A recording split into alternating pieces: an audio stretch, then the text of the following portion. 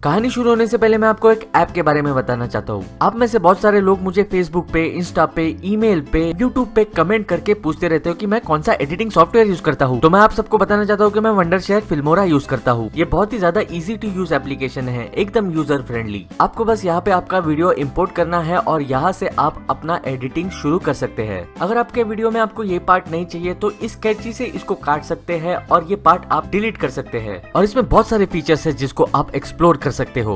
और हाँ, आप इसमें से आपकी कंप्यूटर स्क्रीन भी रिकॉर्ड कर सकते हो। और अभी फिल्मोरा पे चल रहा है गिव अवे, GoPro का गिव अवे। मैंने वंडरशेयर फिल्मोरा की लिंक डिस्क्रिप्शन बॉक्स में दे रखी है। अभी आज के कहानी पे आते हैं।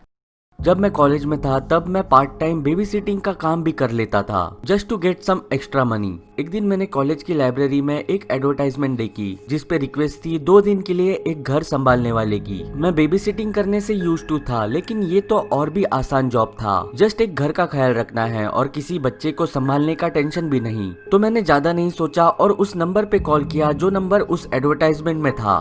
मेरी बात जॉनी नाम के इंसान से हुई। उसने उसके रिक्वायरमेंट्स बताए, मैंने उन चीजों पे एग्री किया। उसने भी एग्री किया जो फीस मैंने बताई वो देने के लिए। उस वीकेंड में उनके घर पे पहुंचा। जॉनी ने मुझे ग्रीट किया, उसने उसका घर बताया। इवेंचुअली वो और उसकी वाइफ घर से चली गई एंड आई वॉज अलोन। मुझे घर में ऊपर का एक स्पेयर बेडरूम दिया गया। वैसे तो उनके घर पे बहुत बेडरूम्स थे, उनका घर बहुत ज्यादा बड़ा था। मैं उनके घर पे कुछ शाम के 4 बजे पहुंचा था। कुछ 4-5 घंटे बीत गए। There was nothing what I meant की there was nothing eventful happening. वो मेरे लिए एक बहुत ही ज्यादा बोरिंग डे था। मैं कुछ भी नहीं कर रहा था। I was just sitting and doing nothing. मैं खुद को कर्ज कर रहा था कि आज फ्राइडे नाइट है और मैं यहीं पे बैठा हूँ, मुझे बाहर जाना चाहिए, कुछ मजा करना चाहिए। But I kept reminding my self कि मैं ये काम करके कुछ 2000 रुपए कमा लूंगा। लेटर इन द नाइट मैं उस रूम में गया जो रूम मुझे दिया गया था। मैं वहाँ पे लेट के टीवी देख रहा था। मैं वंडर कर रहा था इस कपल को उनका घर देखने के लिए कोई इंसान क्यों चाहिए होगा। ना उनका कोई बच्चा था या फिर कोई पेट्स को संभालना था, लेकिन उनका घर बहुत ही ज्यादा अच्छा था। तो मे बी उनको एक सेंस ऑफ सिक्योरिटी चाहिए थी कि कोई उनका घर संभाल रहा है while they are gone out। मुझे नींद आने लगी। मैंने टीवी बंद कर दिया and when I was just about to fall asleep मैंने एक आवाज सुनी।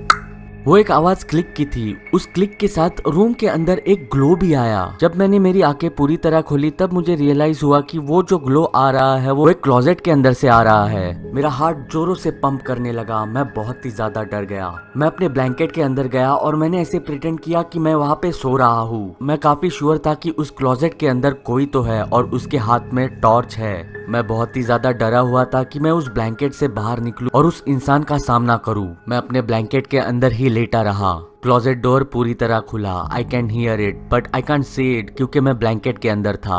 Words really can't describe the feelings how scared I was. मैंने अपनी आंखें बंद की और पूरी कोशिश की उस बेड के ऊपर मैं थोड़ा सा भी ना हिलूं। रूम में फिर से उस क्लिक की आवाज हुई और रूम में फिर से अंधेरा हो गया और बैकग्राउंड में मैंने उस क्लोजेट डोर को बंद होते हुए भी सुना। और इसके 2-3 मिनट बाद मैंने किसी की भी आवाज नहीं सुनी, कुछ भी नहीं सुना। It was total silence. मैं डर गया था। मुझे ऐसे लगा कि जो कोई भी इंसान था वो वापस उस क्लोजेट के अंदर चला गया हो। मुझे पता नहीं चल रहा था मैं अब क्या करूं, क्योंकि वो जो कोई भी इंसान था उसने मुझे तो देखा ही होगा। मुझे वहां से भाग के निकल जाने में भी डर लग रहा था क्योंकि मुझे कोई फॉलो करेगा। मुझे उस ब्लैंकेट के अंदर ही सेफ लग रहा था।